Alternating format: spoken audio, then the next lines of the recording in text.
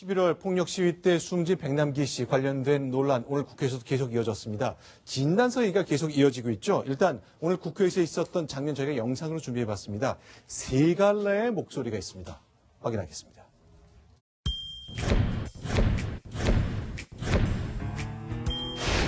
원사인이 이제 병사로 기록이 됐습니다. 외부의 압력 같은 것도 강요, 지시가 있었던 거 아니냐. 네, 소신껏 하였습니다.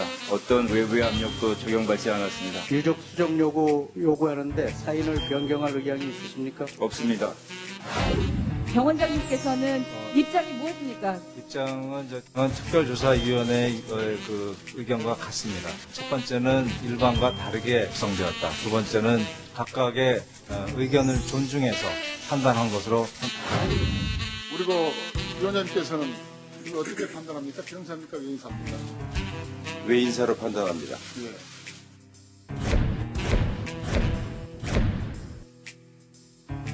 자, 이제 저 사망 원인을 진단서에 뭘 썼냐가지고 논란이 계속되고 있는데 간단히 좀 정리를 해주십시오. 네.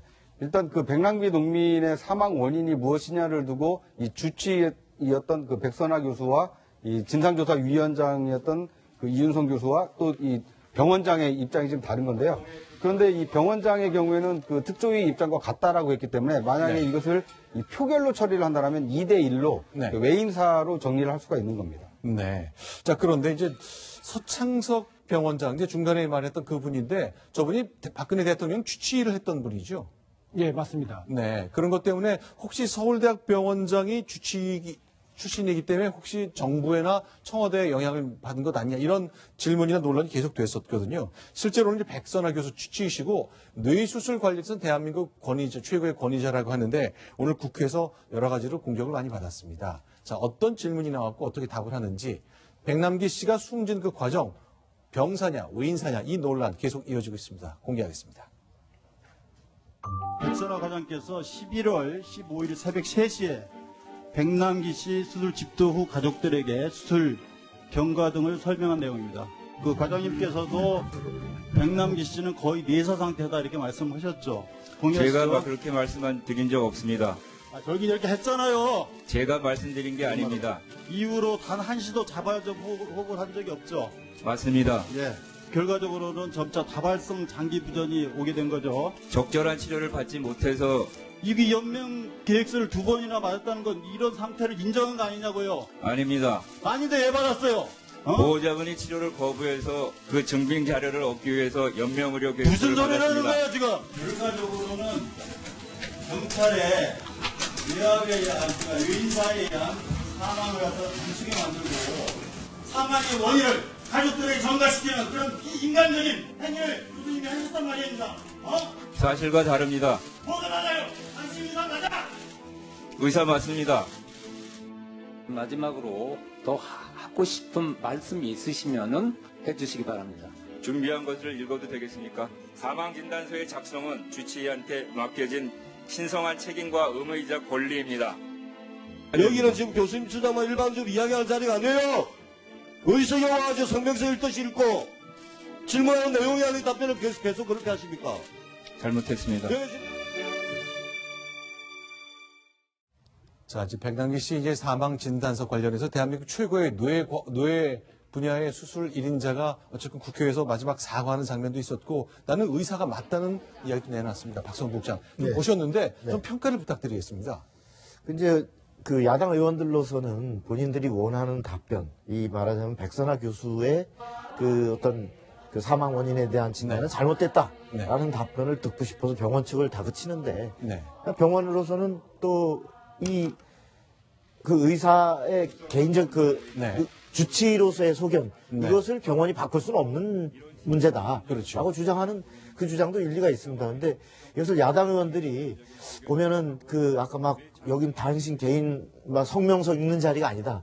이런 부분은 이제 어떤 병원 국회에 와서 답변해 본 경험이 많지 않은 일단 병원 입장에서는 사실은 미리 준비된 답변으로 아마 그 정제된 표현으로 이렇게 하겠다라고 준비된 걸 읽어 나가는 것 같은데 의원들이 좀 너무 고압적으로 할 필요 없이 조곤조곤 실제로 어떤 병원 측이 보이고 있는 모순이 무엇인지 이런 부분을 좀 지적하고 문답을 하는 형태가 좀 더 바람직하지 않을까. 네. 마치 그냥 국감대에 나오면 무조건 다 죄인 취급하듯이 하는 저런 장면은 꼭 그렇게 바람직해 보이지는 않습니다. 자, 일단 저 부검 결과 아직 뭐 가닥도 잡히지 않았습니다. 유족이 과연 동의를 할지 안 할지 잡히지 않았습니다만 저런 논쟁이라는 것이 부검을 하게 되면 뭐 사실상 의미가 없어지는 단계로 가는 거 아닌가 싶은데 일단 국회에서 이런 내용의 논란이 계속 이어졌습니다.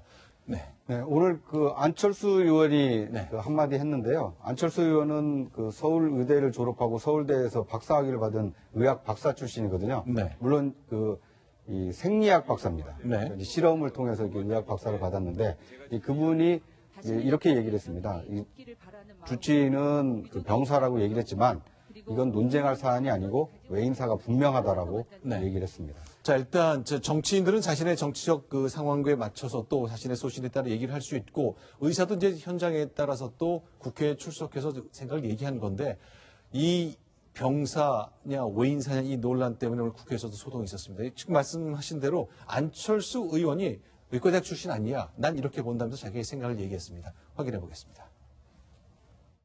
백선아 증인께서 주장하시는 논리의 핵심이 외상 환자가 연명 치료를 받지 않고 사망하면 병사라는 겁니다. 이윤성 증인을 포함해서 모든 법의학자분들께서 연명 치료를 받고 안 받고가 사인에 영향을 미치지 않는다고 합니다. 백남기 농민의 사인은 여기 국감 현장에서 이렇게 논쟁 벌일 만한 사안은 아니라고 판단합니다. 병사가 아니라 외인사가 맞다는 점 밝혀둡니다.